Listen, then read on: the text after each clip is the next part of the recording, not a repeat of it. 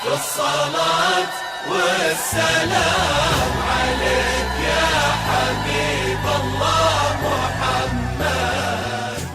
كحدث نادر في الخليج العربي، أول عروس تزف على دراجة نارية وتجوب شوارع العاصمة أبو ظبي في الإمارات العربية المتحدة. عدسة عمان اليوم كانت في قلب الحدث لتغطية حفل الزفاف. بسم الله الرحمن سموا عليها تقبل وكل النور منها وفيها. لا إله إلا الله لا إله إلا الله. ألف الصلاة والسلام عليك يا حبيب الله محمد. لا إله إلا الله لا إله إلا الله. ألف الصلاة والسلام عليك يا حبيب الله.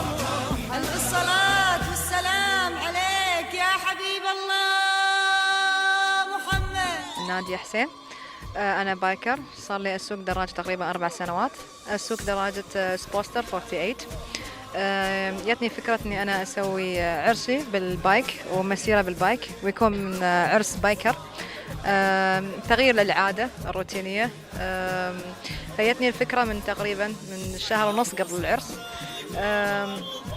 الشباب ما قصروا، من دبي، أبو ظبي، راس الخيمة، من الأردن جاني، يعني بعد من عمان، ألمانيا، الكويت، ما قصروا وياي، شجعوني على الفكرة. صادفتنا وايد طبعا صعوبات وفي أمور وايد تعرقلت، بس الحمد لله على إصراري إنه يتم العرس بعرس بايكر. تم كل شيء بنجاح الحمد لله. شعوري جدا أنا مستانسة أني أول مرة حد يسوي عرس يعني بايكر، وأشكر شكل خاص لزوجي سالم المريخي. سالم المريخي. أنا حاليا بايكر تقريبا من فترة بسيطة، تقريبا شهرين تقريبا، والسبب في دخولي لمجال الدراجات اللي هي زوجتي نادية الحسني. طبعا هي الفكرة مثل ما قالت، هي عرضت علي الفكرة هذه وأنا قبلت الفكرة هذه، والحمد لله مشيت على شورها. الفكرة كانت جميلة جدا، والتطبيق والشيء استوى على أرض الواقع كان جميل جدا. أشكر موقع عمان اليوم اللي حضورهم تغطية حدث زفافي، وأتمنى أشاركهم في أفراحهم ويشاركوني في كل أفراحي. علي شمري من الكويت، جايين مباركين مهنين حق المعاريس، وعسى الله يرزقهم إن شاء الله بالذرية الصالحة والبنون، وعسى الله يمتعهم إن شاء الله بدنياهم وآخرتهم. وجد الدباس، مقيم بالإمارات. أجينا نلبي دعوة العرسان ونبارك لهم طبعا، وإن شاء الله مثل ما بيقولوا عاداتنا إن شاء الله بالرفاه والبنين. ماهر البرواني من عمان. طبعا هذه جينا نشارك بدعوة العرسان، وأيضا نطلع مسيرة معاهم ونزفهم بطريقة مختلفة كأول مرة حسب اعتقادنا أن هي أول مرة تحصل في الخليج، ونتمنى لهم حياة سعيدة. دكتور محريق من فريق ستروكرز. بالنسبة للتجربة، هاي تجربة جديدة في منطقتنا، تجربة كانت رائعة جدا زي ما شفتوا بالصور وزي شفتوا في الفيديوهات المرافقة. بتمنى لهم كل التوفيق وألف مبروك للجميع. محمد البلوشي، مؤسس ورئيس فريق إمارتس رايدرز،